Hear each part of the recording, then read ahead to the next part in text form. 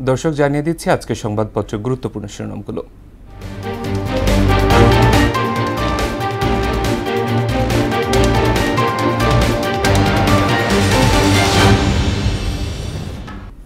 শুরুতে প্রথম আলো।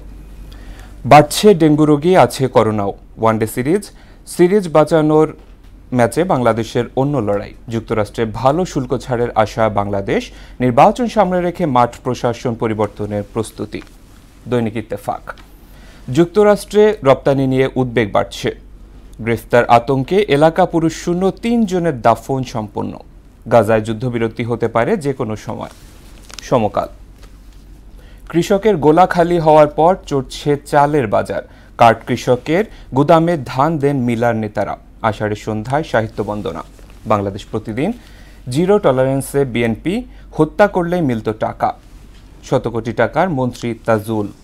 যুগান্তর। অগ্রাধিকারে দেশের মানুষের চাওয়া, আইএমএফ বৃত্ত থেকে বেরিয়ে আসার চিন্তা।